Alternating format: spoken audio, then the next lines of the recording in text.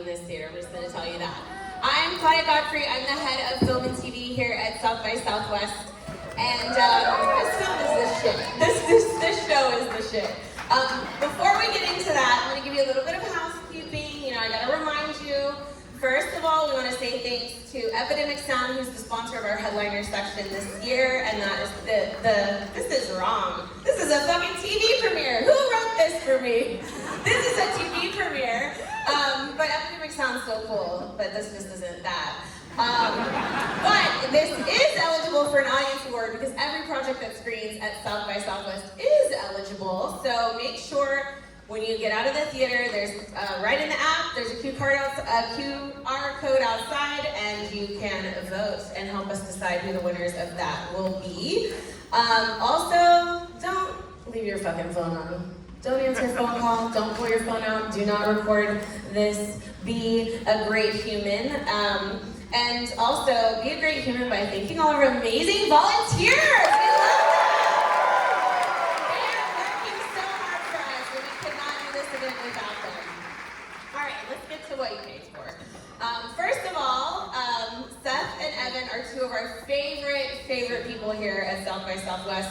Their gift for gathering the best cast around and giving them some of the best comedic material that you could hope for is just unmatched for us.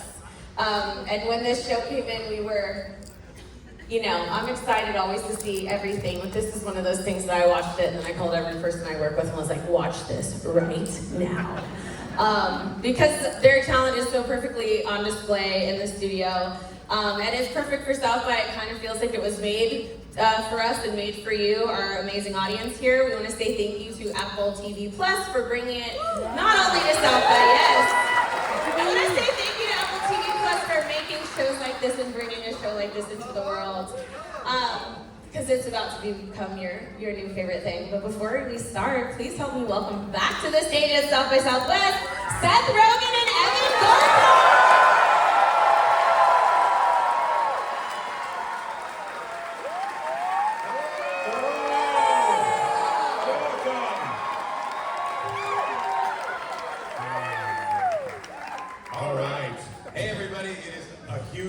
To be here at South by Southwest again. Yes, thank you for having us. Whenever we are here in Austin, we love to take part in the culture, enjoying such time-honored traditions as eating barbecue, getting tattoos, taking naps for eating barbecue, drinking beer, and getting our nipples pierced.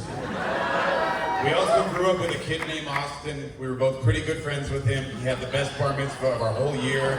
So that is another reason we like Austin. We are thrilled to be here to share for the first time ever the first 2 episodes of our new show, The Studio. The show is based on our real-life experience in Hollywood exploring the world of studio executives. At first, we always saw these executives as adversaries and roadblocks, but over the years, we've become very close friends with many of them. Yes, we have formed deep relationships with them. Ones that have become more meaningful than the relationships we have with our dearest friends, wives, and even children. When I was informed I had high cholesterol and needed to go on statin medication, the first person I told was Apple exec Michelle Leigh. And when I realized that I was going bald, I immediately called Dana Jr., Spencer Wong at Apple, followed by Scott Ertz and Courtney Mock at Lionsgate. They comforted me and assured me I would look good, but should probably lose a few pounds. Yes. When we accidentally killed a drifter late one summer's eve in a bar brawl, we immediately called Matt Chernis, Jamie Ehrlich, and Zach Van Amberg at Apple, who used all of their power and resources to cover the whole thing up. It's like it never happened. So a super special shout out to Zach, Jamie, and Matt. Everything we have just said is 100% true. All of it is real. But nothing is as true as this. We are so appreciative that we got to make this show. Yes. And without you, our beloved studio executives, yes, it never would have happened, or it totally would have happened with other execs at another company, but we wouldn't have liked them as much. No, not at all. This show, which we created alongside Alex Gregory, Pete Hike, and Frida Perez, as well as The world's greatest producer, James Weaver, means the world to us. And we are so excited to share it with you. Thank you so much for coming out tonight to see the studio. Thank you, everybody.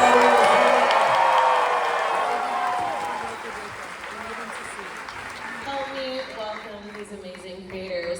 First, we've got James Weaver! And then Goldberg!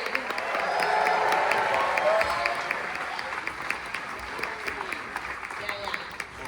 Chase Sweet Wonders! Ike Barinholtz!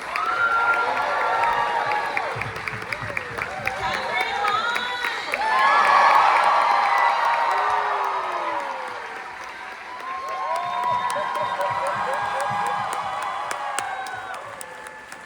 Kathryn O'Hara!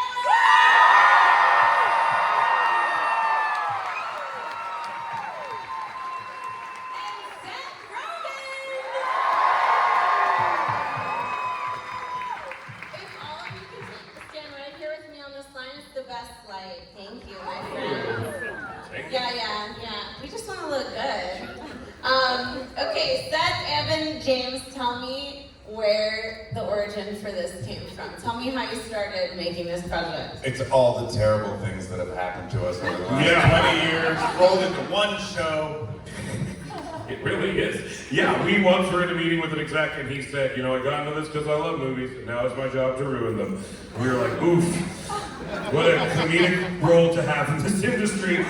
And then many years later, we're big fans of Larry Sanders' show. That was very inspirational to us.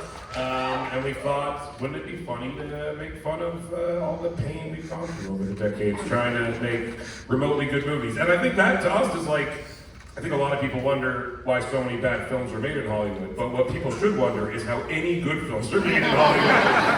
Which is what we're trying to show here, yeah. I was going to ask you to share some of your personal stories, but I actually want to know if has anyone ever brought up that Kool-Aid idea to you? No. Not that exact idea, but very Very similar. similar, idea. yeah. We might have had a Jenga meeting or two. Close on Jenga. I feel like you should make sure you have the rights to that as this releases. We're working on it. Just in case. We didn't even legally clear it, so let's hope that goes well. Okay, this project does such a good job of blending the real life industry figures with the fictional storylines and the characters. Do you think I think that part really enhances this authenticity of the show. It wasn't what I was expecting as when I started watching it. How did you make that decision? Kind of balance it. We wanted to paint like a real, very accurate picture of a Hollywood movie studio, and so we wanted to use people that you believe a studio would get excited about, and that you believe people who love film would be passionate about, and I feel like it's like, I remember watching like the Entourage movie, and they're having like a big party, and like Bob Saget's the most famous guy there, and I was like, love the guy, but it was always like, I don't know if that's how it would be, and so we wanted to paint as real a picture of Hollywood as we possibly could by using the people that people in Hollywood are actually excited by, basically, yeah.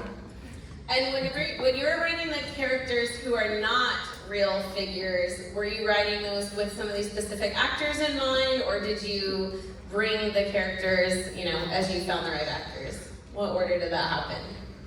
I think we've worked with a lot of people, some of whom may be in this room, who people may or may not be based on. And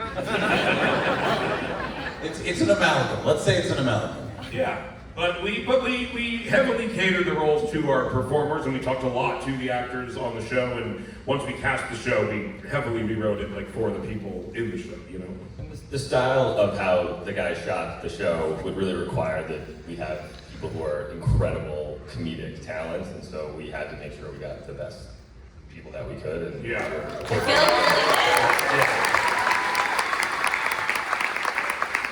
You brought up the aesthetics of the show. Can you talk a little bit about that? Because you shot it in a unique way, right? Yeah, well, there's no cutting in the show, so every scene is one continuous shot. Which was a great way to mitigate studio notes, honestly, because we literally couldn't change anything after we filmed it. Yeah, the main studio note is why are you doing this? Why are you doing that? And they'd be like, can you take out this just line? not do exactly what you're doing exactly, every take? Yeah, could you take out this line? We'd be like, no. We'd be like, could you tighten this up? We'd be like, no.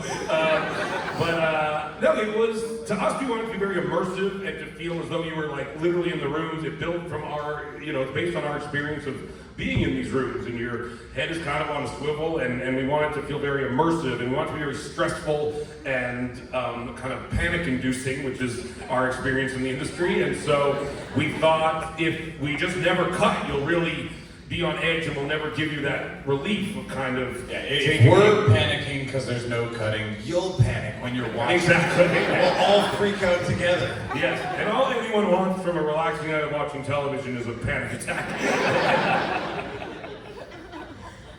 When you were working out which A-list actors were going to play themselves, what was the process for getting them on board to participate? Who liked us? Yeah, Who liked us? Yeah. Who we're friends with already, and then some people who showed up that we're not friends with, and I still don't know why. I'm amazed, yeah, I'm shocked at who. I've never met Martin Scorsese before.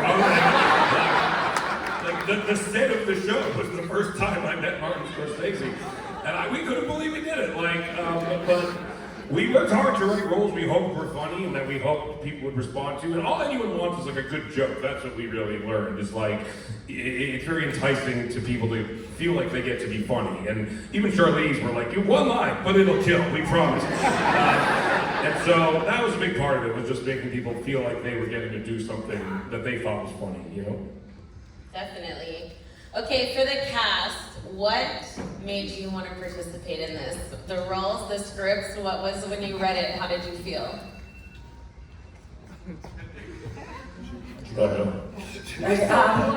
I mean, when you hear Seth and Evan, these are like my heroes. These guys made me come of age, I feel. Watching Pineapple Express was the moment I became a woman. But I mean, I was lucky enough to get a call back, and Seth and Evan were there, and it was a scene that's no longer in it, but Seth was like cosplaying as Leonardo DiCaprio, and I had to be the young creative exec who had to talk to him, and he's just like, forget the script, let's just enter the riff zone. And then I entered the riff zone with Seth, first time meeting him, and I guess I did okay, because I'm here now. But it was a real no-brainer. Seth called me and said, oh, we're running a show about show business, will you be in it? These are derogatory impressions.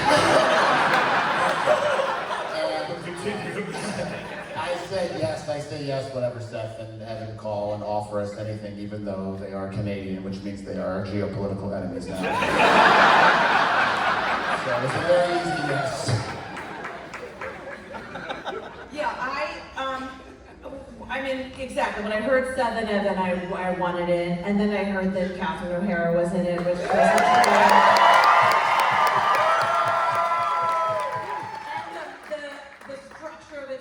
really ambitious, these wonders, and I knew that it would have to be rehearsed like a play, like every scene, which really, the panic of just not wanting to fuck it up for everybody else really added to this, the ensemble, which, anyway, it was a really dream gig. What are we talking about? I had a Sue with Evan and Seth a few months before something, and their enthusiasm and their laughs are so infectious. Both their laughs. I know you know Seth, but Evan's is really insane. And they described it all. I was like, yeah, that sounds great. Sounds fun. It sounds like I'm wearing nice clothes. And then I got the scripts and I read them on an airplane, and I was laughing so much. Really, really, really funny. So how would you not want to be part of it? And then realizing what a wonder was when we were actually doing it was crazy. You talk about the panic of being in those. Yeah. That's what it felt like every day. It was very stressful. Yeah. But exciting, really exciting. And then when you finished with 40 takes. 16 was the average, but yeah, it was a lot. And when you finished, then there's no covers, there's no close-ups, no other bullshit. So I was like, oh yeah, it's done. We could watch the Wonder episode the day we wrapped it. Like, that's what was crazy. It's like it was done. Like it was pretty weird. Yeah. Definitely unique. I feel like watching it is hard to understand. I mean, obviously they're insanely talented and all of the actors, but the hitting the comedic beats while everything is so fucking chaotic and stressful, I would no cuts is like, holy shit. So wonderful job. I don't know how you did it, except for the 40 takes, like you said. 16. I heard 40, I don't know. You talk about like what people should be expecting from the rest of the series. We just got a taste tonight of 2 episodes. Can you speak to that? I mean, the show is very episodic. Like, it has kind of like a general storyline that goes throughout it, but we really try to make each episode feel like a little self-contained movie, kind of, with like a joke that is very specific to each episode and is kind of set up and paid off throughout the course of the episode. So yeah, there's like an episode of the Golden Globes, for example. There's I don't want to ruin it. Well, I would say the common denominator is panic. I'm dating. Non-stop panic. Yeah, a lot of panic. You get into my personal life a little bit. Which goes no better than his professional Which goes life. catastrophically poorly. We go to CinemaCon in Las Vegas for a few episodes. We have some panic over appearing to be racist while casting a film. We really try to drill down on the different elements of the industry. And yeah, each episode is sort of like its own little short film, I guess. Yeah. Support all women. That part is what? Is there, well, from the episodes that we did get to see tonight, I would love to hear from y'all what your favorite moments were that fall. So good. But what were, like on set, what was your favorite moment to experience? I think people were laughing when she says it, but when my Hahn's character comes in after the Marty meeting, she comes in, she says, "Marty Scorsese's on God," and it's the best line. And then she says, again, I think people were laughing after the poster, and she goes, "Steve Buscemi is worst case scenario." And she improvised that joke. And if you look, it pans to Ike, and there's a look of shock on his face. Like, he literally, it's like, you can't believe she said it. And it truly was one of the funniest things I've ever seen someone say. Well, okay. I got a simple one when Pete Berg says, "We're good on notes." That's the moment. I've seen that moment play out. It's brutal, it's terrible, it's real. It's very real. And when studio execs do come to set, you do give them their own little video village. That's like sort of like sequestered away from the real action. Yeah. I mean, no, we don't. You're welcome to hang out with us. I think you got your own raisins. I got my own raisins. Yeah. We try to make it nice for them. I loved us all parading through the streets of Vegas with an active casino floor, just wreaking havoc. Yes. That was really stressful. It was a lot. Watching Martin Scorsese cry was very, very funny, and we were trying to not break. But that was a There was a moment where we told Martin Scorsese, like, "Say I should have sold this to fucking Apple." And he's like, "You guys say fuck too much." And we're like, "We say fuck too much."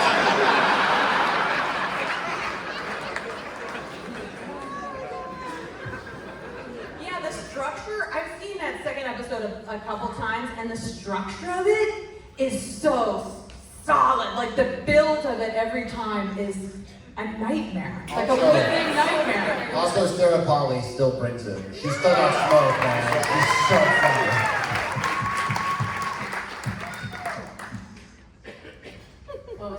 Sorry. I love at the end of our first scene after I've been fired. Oh, yeah? And we're outside. Oh, it was beautiful. We shot for a while. Yes. We should not 40 takes. Not for 20, maybe 16. And then it was spinning, and we'd go inside, then kind of go whatever back. And then that rainbow, double rainbow. Yeah, it was really amazing. People think it's fake. It's not. That what you see is exactly what we're. No, and that was like the. Get back out here. I know, yeah. It was like the beautiful thing about shooting the way we do is you could capture like that moment was all one take and one shot, and the other 15 takes looked like shit, and then that one there was a fucking rainbow. Yeah, you got that shot. That shot you got.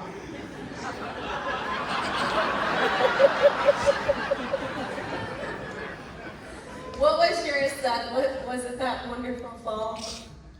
The Fall is funny. Yeah, to me, it's just Sarah Polley. I've known Sarah Polley for like 15 years or something. I was in a movie she made a long time ago. Take This Waltz, it's called. And I always thought she was so funny, and she's just like such a funny person in general. But yeah, but she's just, there's the part where she's just like, what are you still doing here? It's like she channels this weird, like, deep guttural voice.